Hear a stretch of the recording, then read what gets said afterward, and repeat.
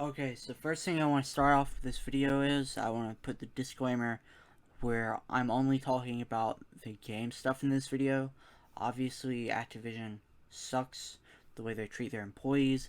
Bobby Kotick needs to be fired. I just want to put that out there. But for now, there's nothing I can do about this except say they suck. They need to be gone once this deal is finalized. But we're going to talk about the tangible things that we know is going to happen with the IP and the IP itself. But as for Bobby Kotick, get him out of there. And that's just a disclaimer for that real quick. So this morning I'm sitting there, I'm sleeping. I wake up and then I look at the news and then I see Microsoft buys Blizzard for $68 billion. That amount of money is unfathomable. So last week, I think it was, Zynga got bought for, I think it was $12 billion. That was the biggest deal in gaming history. Zynga getting bought for $12 billion. Well, that's been blown out of the water. $68 billion. Bethesda was only 7.5. Like, comprehend how massive this deal is from a financial standpoint. But from the title, you can see that I have my quarrels with it, and I have my concerns about it for Microsoft. They're not concerns. I have my own opinions on this. So, is this as important as it seems at first glance for Microsoft and their business strategy? No, I don't think so. But let's talk about why I feel this way, okay? So let's do this. Okay, I've got it set up. You can see it now. So this is what I'm talking about. So they paid all this money, and this is where they're going to get all of it. Obviously, we're going to get every Call of Duty. That is really big. That is really good. We're going to put question marks on these because we haven't even got Fallout ported, so I don't know. We're going to get Tony Hawk Pro Skater 1+2. Pretty nice. Ultimate Alliance 1+2. Love those games. I bought them. I played them again. Guitar Hero. I don't know. I would hope Microsoft would make these backwards compatible on Game Pass. I don't know. Transformers. You know, everyone's super excited for this.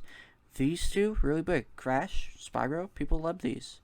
Overwatch was big. I don't know if it is now. Prototype. Sekiro. That's pretty big. That won Game of the Year at the Game Awards in 2019. I believe. So, I'm confused about this one. Spider-Man. There's a bunch of Spider-Man games Activision was in charge of before Bill Roseman took over Marvel Games and licensed it out to Sony. But I'm assuming these will go on Game Pass. I could be missing some here, but these will be the gist. So they'll get some Spider-Man. The old Spider-Man. Okay, Game Pass. But it's nothing compared to Insomniacs. And then they're going to get a bunch of random licensed games. The Walking Dead Survival Instinct. Kung Fu Panda. I think there's some X-Men games. Games nobody cares about. But this is what they're bolstering their library with. So, I don't know how important this is. These old Call of Duties, people talk about going back to them. People talk about going back and playing like zombies, but these servers are hacked if they're still up. Like none of these games are supported, and their servers are hacked. Like you go play a game of Black Ops 1. The last time I played it, you're going to get attacked by hackers. Nobody's going to go and care about that on Game Pass. Other than for the campaigns, which people will do. because we're going to constantly get the new ones. We're going to get Modern Warfare 2022. And we're only... So these aren't going to matter. Like, they matter to be there, but for playing, who's going back to play Advanced Warfare? I like Advanced Warfare. I'm one of the few who do. Nobody's going to play back Ghost or Infinite Warfare. Like this isn't like the old Doom games, or it's not like the old Fallout games getting out of Game Pass, or Oblivion, or Morrowind. Like these games, they're Call of Duty, but I don't think they have the staying power to go back and be replayable or revisitable because of the servers, and because the campaigns are only 10 hours each. Some of them don't even have campaigns. And then this is nice. This is nice. I don't know about this. These are nice. But this isn't the heavy hitters that you need if you're Microsoft and Game Pass. Like, I don't know like how much this matters long term for them. And then, like, so let's talk about some things they're going to get in the future because of this deal. Let's talk about future releases that we know about from Activision Blizzard. This will be ported. Diablo 4. Overwatch 2. Development trouble. Doesn't seem exciting. Doesn't seem exciting at all. Yearly Call of Duty. This is what they will be getting right now that we know of. As for future new day one releases. A yearly Call of Duty, which I don't think is important. So let's actually talk about Call of Duty as a franchise and where it sits at now. Call of Duty's outside of Infinity Wars. I think this year's Call of Duty is going to matter because they had an actual development time. But outside of that, the last two Call of Duties have existed purely for Warzone. Vanguard, purely for Warzone. Cold War, purely for Warzone. The multiplayer is there. I don't know if they're good. I don't hear anyone talk about the multiplayer like they used to.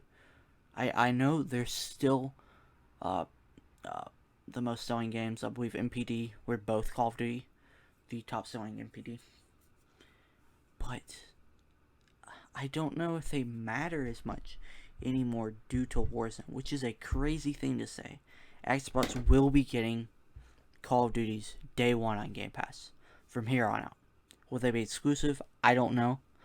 I don't think the exclusivity matters as much, because if you make it exclusive, then people are just going to go play Warzone.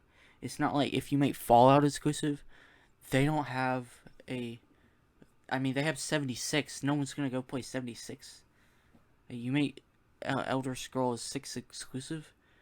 I mean, Elder Scrolls Online isn't nearly as big as Warzone. That's not an Elder Scrolls 6 alternative. That's the same franchise set in a different place.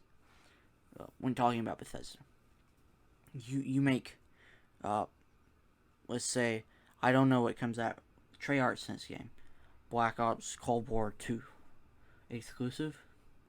People are gonna go play Warzone.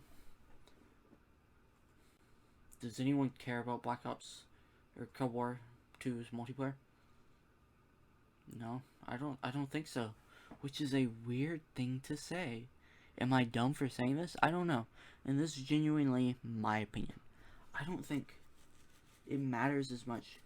Now, if you asked me 3 years ago, does this matter as much? Yes. Without Warzone, Call of Duty is completely different. But Activision was already making Warzone their number one priority, and That was the business plan before they got bought by Microsoft. Was Warzone, Warzone, Warzone, Warzone.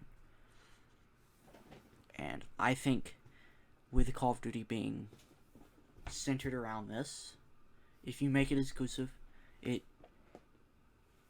it's not meaningless, but it demeans the appeal of appeal of buying a brand new console when you can just get on your PS5 and play Warzone, get the same guns. I don't think any Call of Duty campaign is ever going to be worth $500 for another console. Of course, Microsoft isn't really interested in the consoles anymore. They're interested in Game Pass as a service, which is why they've done the cloud. But is a Call of Duty campaign enough to sign up for Game Pass? I mean, let's Warzone's free. That's not going to drive anyone if it's free. Like, if you made a Warzone 2 and that was exclusive, that would matter. But because of how it is structured now, I don't think it matters as much. Which is, I feel wild for saying this. Like, Call of Duty being exclusive wouldn't matter as much, I don't think, as people think it would. But let's talk about these. Microsoft buys Bethesda, they buy all these studios. Right, and these studios are going to be producing games for them forever and ever. Right now, the way everything's set up is the future of Activision looks like this.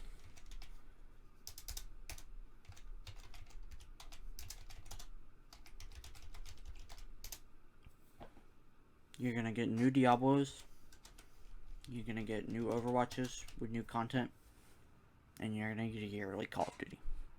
It isn't like buying Bethesda, where you're going to get all these different franchises, all these different studios. You're gonna get Arcane, who has 2 studios. No, you have all these studios. Toys for Bob. Vicarious Visions has been disbanded. Basically, Raven is on Call of Duty. So many of these studios are fully focused on Call of Duty that it makes other things not matter. Like, Call of Duty's it. And if you're coming at it from my perspective as Warzone is king, I don't think traditional Call of Duty matters as much anymore. Even if it's still selling as well right now, I don't know if it has that staying power because of Warzone being as big as it is. So if you look at it from that perspective like I am, which I could totally be wrong looking at it from that perspective, I don't know how important this is. Because you have Raven on Call of Duty, Sledgehammer on Call of Duty, or Raven's on Warzone, Toys for Bob. They're not doing another Crash game. They got put on Call of Duty. Vicarious Visions. We'll do VV for Vicarious Visions. They got put on the Diablo 2 remake. They're not, like, you're gonna have this. You don't have different new games coming out. I think Microsoft could fix this. They could fix this by making Sledgehammer do its own game. They make Call of Duty important again. You put Raven in charge, or you put some of Raven in charge of Warzone content updates, and then you make that kind of a bigger team. You just make kind of a Warzone team. That way, where Call of Duty isn't existing based 100% for Warzone, and you can make the multiplayer matter again. You make a zombies team. You can do separate zombies games. You like BNOT's, that's another studio I didn't mention. Let these studios make their own games. BNOT's own game. Vicarious, you reestablish Vicarious Visions. Do another Tony Hawk game. With some Toys for Bob. You do another Crash game. You're not going to have any of this extra stuff coming in, so you have less quantity, and because as Call of Duty depth cycles are right now, you have Treyarch, Sledgehammer, and Infinity Ward. Their depth cycles are totally messed up because Treyarch had to take over, so Infinity Ward is the only one with 3 depth cycle, which is why this Call of Duty, I'm assuming, this Call of Duty is going to be the last important one for a couple years, because I'm assuming Treyarch is going to be next year, and they just released Cold War. They haven't had enough time to like make a big game that matters. So I think you unannualize Call of Duty and you make it to where it matters again, and then you have a Warzone team updating it. Zombies, nobody cares about zombies anymore. People bought Cold War, they played zombies, that was it. Get a team and dedicate it to zombies, and make a full zombies game, expand it, have every map you've ever had. Don't make it overly complicated. And then you have that come out over and over and over. And then you have quantity, and then hopefully quality. But right now, as it stands, you're not going to have quality games. Yearly Call of Duties, they're getting, I don't know how to do a thumbs down, they're getting worse and worse. It's aside from hopefully this year's. Vanguard, people didn't like Vanguard. People dropped off Cold War quick. Like, they're not as important anymore because of Warzone existing, and because they don't have the proper time to make it, because, excuse me, they are overworked, and they need more time. And Microsoft is a perfect company to do this. They gave Halo a whole extra year to make it what it needs to be. Halo matters again now. You need to do that with Call of Duty. You need to separate these studios and let them make their own games, and have studios focus on something, focus on innovating. That way, when it comes to Game Pass, people care, because you make these yearly Call of Duties exclusive right now. Okay, people just go play Warzone. It's not that different, but you innovate with these Call of Duty multiplayers.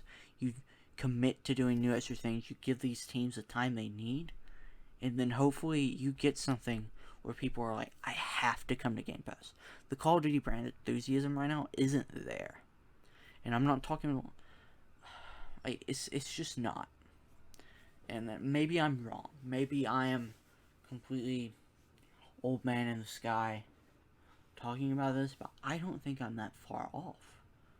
I think like Raven. Well, I just said Raven should be Warzone only because that's what they're doing right now. But you have separate these teams, have them focus on making their own games. Don't bleed them dry. Blizzard, like, this is fine for one company. Blizzard, but when you pay $67 or $68 billion and you're only getting 4 new games and then 1 game a year, which is, I don't think, is losing more and more enthusiasm and isn't going to be cared enough, I don't think this is important. I hope this makes sense. I really do. Because I'm saying you need to separate and then focus that. And if you do that, you get more quantity because you'll have more studios making more games, and then you'll get more quality. Because if you have only certain studios having the proper development time and having the proper depth cycle and resources, and then they're allowed to innovate, then you'll have a more quality game than a rushed game that is there solely to prop up Warzone. Okay, but let's also talk about another big part of this deal: mobile. This is an investment. A lot of it because of mobile. Because as you see, I mean, this is a lot for Game Pass, but like I've already explained it all. Like, this doesn't increase Game Pass like nearly like something like Ubisoft. Ubisoft will be way more important for Game Pass, even though they're in a horrible state right now. They would be way more important for Game Pass. But like this, nobody's going bad. No, like I don't know. Prototype's not gonna light the world on fire if it comes to Game Pass. All the old Assassin's Creeds would. But hopefully you get my point. But let's talk about mobile right now. So mobile, a part of this was that in this deal, Microsoft got Candy Crush, which is big. We all know what Candy Crush is. Candy Crush is big. They got Call of Duty Mobile. I want to take you to some quotes by Phil Spencer. Give me 1 second here. Window capture. Okay. Hopefully you can see this. Can you see? Yes, you can see. We're gonna listen to Phil Spencer talk for a second. Hold on.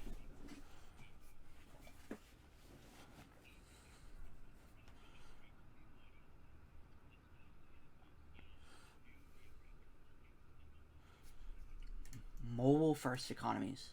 What's this? That was about exclusivity, but that doesn't matter right now.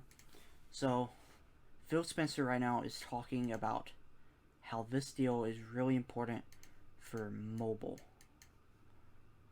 first economies. That's Candy Crush, that's Call of Duty Mobile, which are such big things and will generate so much revenue for Microsoft. That is a big thing about this deal for me. And I think they clearly want that. But that is different. So focusing on mobile, if that's what they want to do, they can do that. But that is not what their need. Their need is to constantly give Game Pass subscribers a reason to subscribe, get new subscribers. Tom Warren, he said, this time last year, Game Pass had 18 million subscribers. Now it has 25. I believe he said that was a 39% growth rate. You want that to go up more and more and more every year. And in order to do that, you need to have constant flowing new games on the service. But this, hold on, 1 second. You need to have constant flowing new games on the service. This is short term, and then you're not gonna get new Crash games right now because they're working on Call of Duty. They're working on Diablo. You'll get this, but like there's no like consistent thing except Call of Duty, which is getting worse and worse because they don't have the time. And yeah, I hope that makes sense. Why I don't think this deal is as important, let me check my notes and make sure that I've covered every big point that I feel like I had to. Yeah, I mean, we could go on. Does Sony care?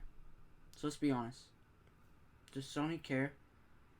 So, I'm not going to get into whether it's exclusive or not. So, it could be exclusive, it could not be. I would assume that it could be. I don't know if it matters if it is because of Warzone. Because right now, Call of Duty exists for Warzone. It doesn't exist for the multiplayer. So if you make it exclusive, like I said, they play War. I went over this. So because of that, Sony's still gonna have Warzone. So I don't know if they're freaking out a lot.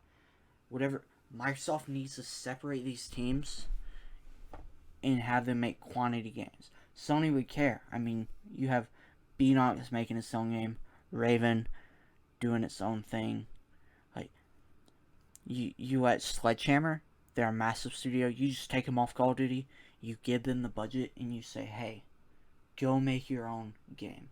Sledgehammer is massive. You're telling me they couldn't make a crazy single player or multiplayer game? that Sony would care about, new IP. Let them do that, and then watch the brand grow, and then Sony cares. But right now, they can just go play Warzone. That's what Call of Duty's here for anyway. So, yeah. It's a massive deal. And maybe I'm totally off filter by saying this. I don't think it's important. I think a lot of it is mobile. And I think the way Activision Blizzard is set up now is there for yearly Call of Duty, which I don't think is important because there is such a focus on Warzone. And those are my final thoughts. Thank you. I hope I made some sense. If you disagree with me, tell me. I'm totally open to discussing it. Maybe I'm wrong in thinking this, but thank you. That's my thoughts.